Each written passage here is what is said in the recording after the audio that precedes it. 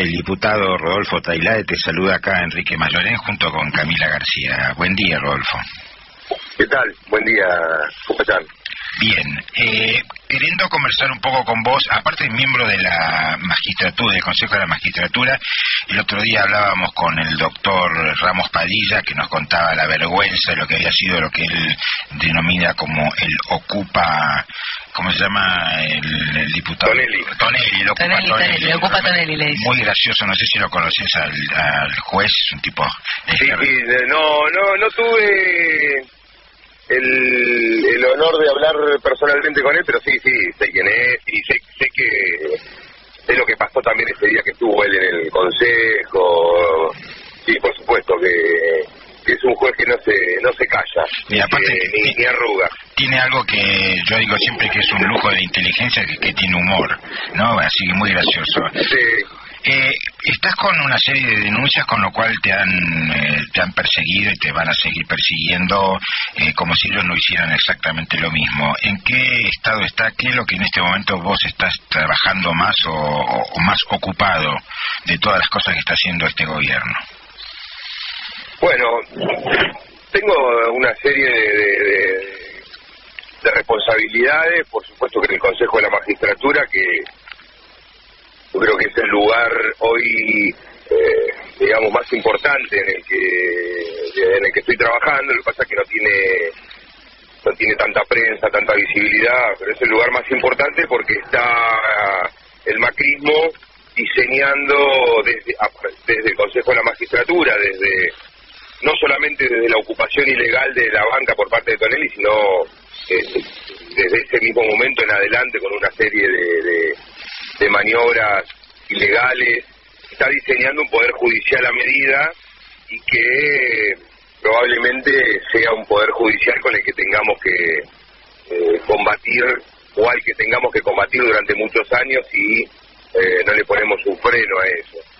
Pero en términos de parlamentarios, digamos, un poco asumí un rol que tiene que ver con mi formación, con mi especialidad, que es el derecho penal, y bueno, y empecé a hacer estas denuncias por hechos de corrupción, que me voy enterando o por los medios de comunicación o por diferentes fuentes, y en ese marco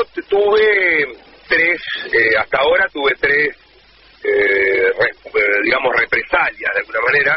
Una fue de parte de Carlos Colunga, que fue el histórico CEO de Maquer, la empresa de aviación de los Macri. Por el tema de Avianca y eso. Claro, hoy es decir, él era el CEO de Maquer y hoy es el CEO de Avian, que es la nueva empresa que se creó a partir de la compra, o de la aparente compra por parte del dueño de Avianca Internacional, un colombiano, brasilero, no sé qué nacionalidad tiene, Germán Efromovich. Supuestamente compró la empresa aérea de los Macri, pero mantuvo a Carlos Colunga en el lugar de dirección. Bueno, Colunga también me llamó a una mediación hace unos meses.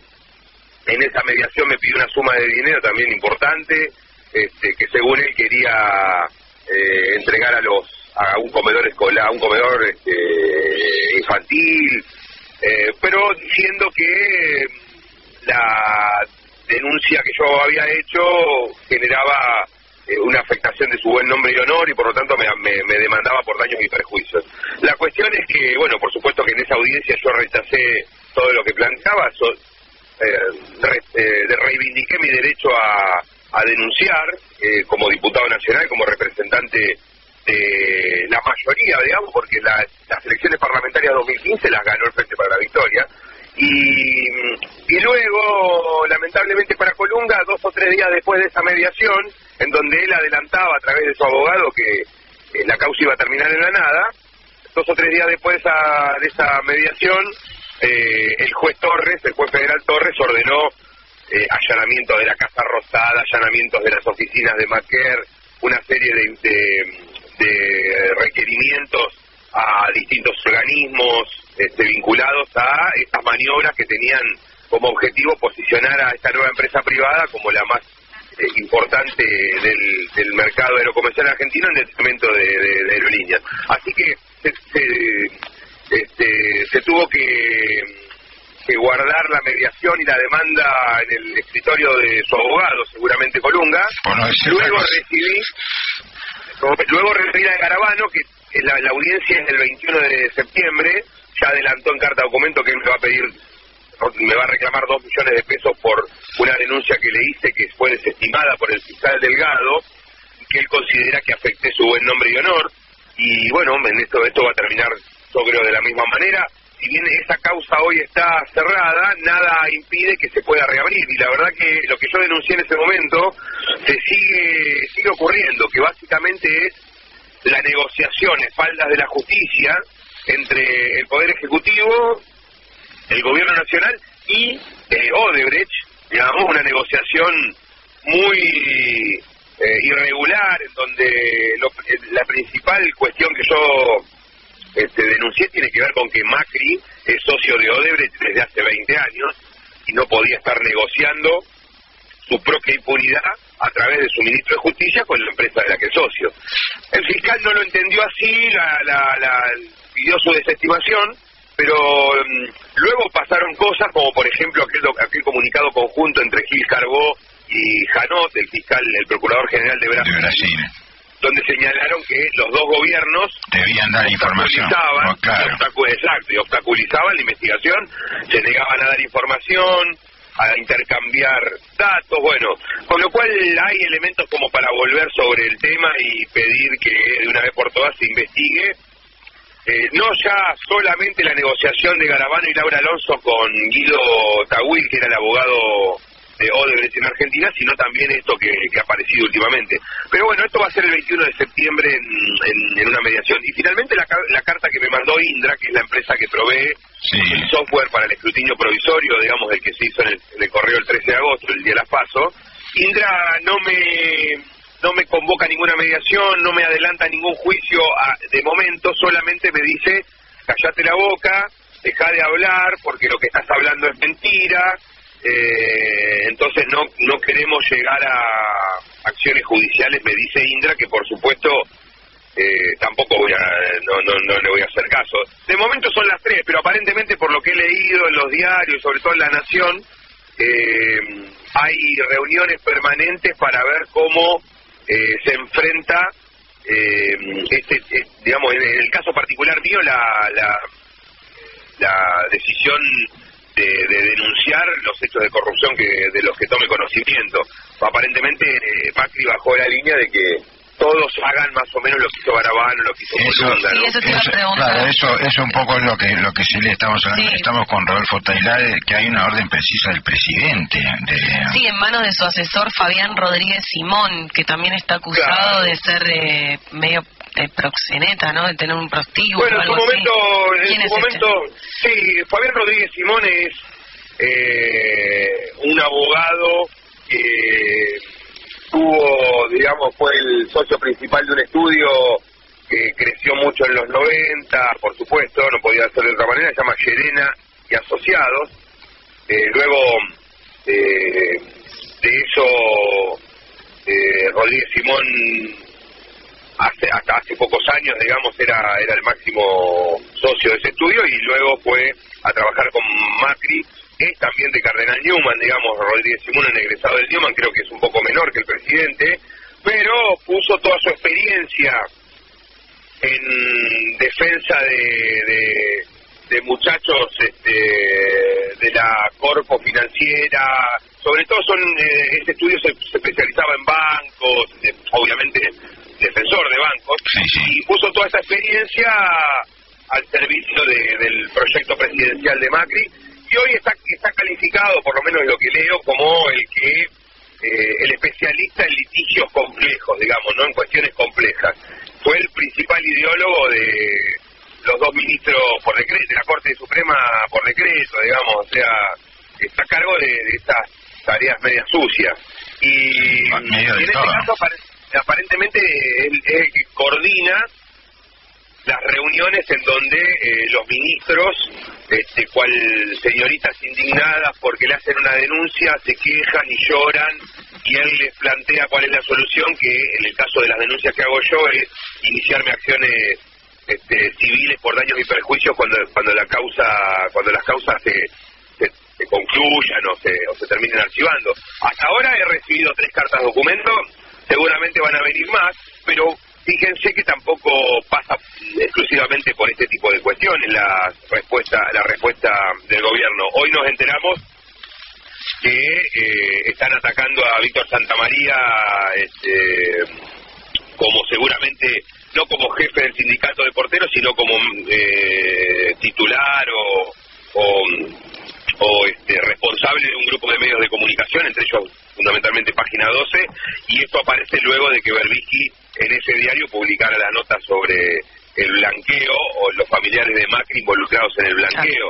Es decir, me van a atacar a mí, que soy, digamos, una gota, digamos, en el océano, con demandas, pero después van a atacar a todos, digamos, a los van por los medios, van por los medios. Y además está la judicialización de la política, ¿no? Que muchos jueces también están desestimando muchas denuncias por eso.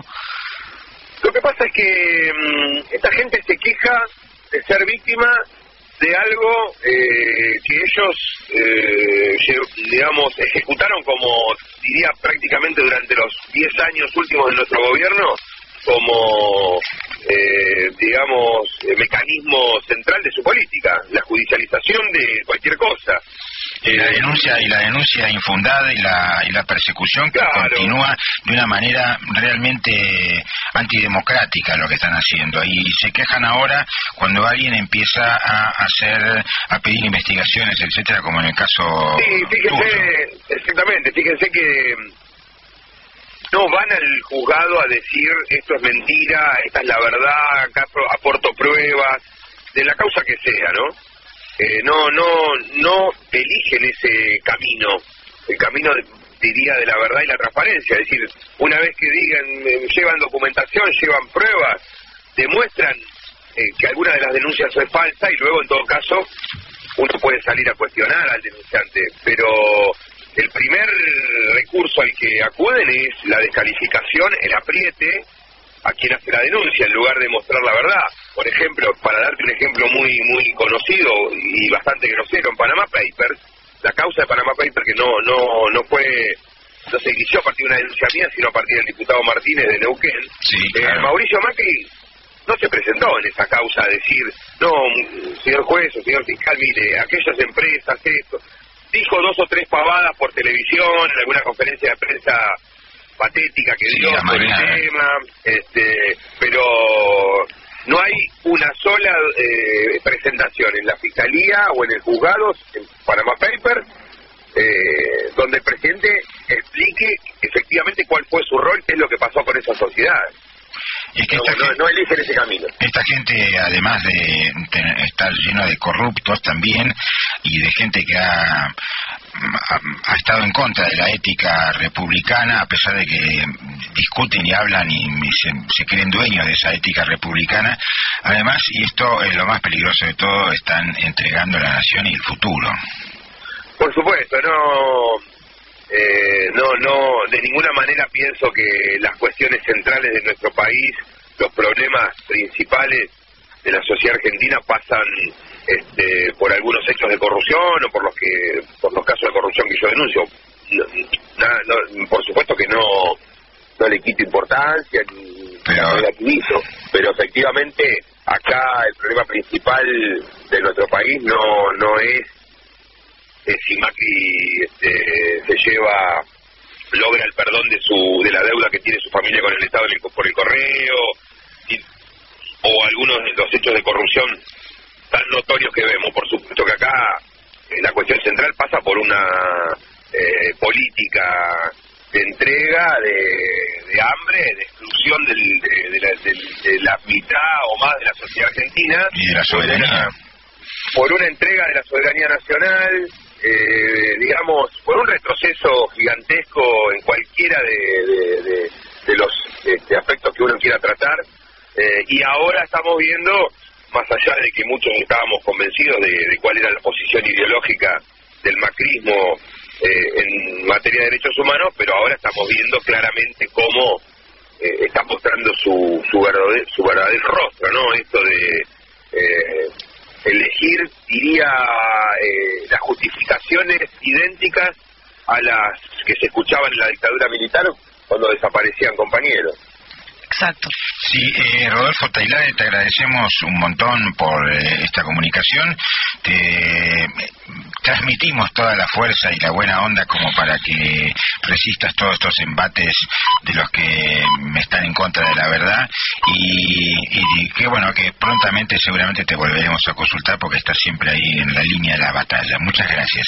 Bueno, Enrique, Camila, muchas gracias a ustedes. Por supuesto que también retribuyo mi afecto, pero también mi compromiso con medios como el de ustedes, que también están bajo presión, sin dudas, y por supuesto quedo a disposición en cualquier momento. Un abrazo grande. Gracias. AM740.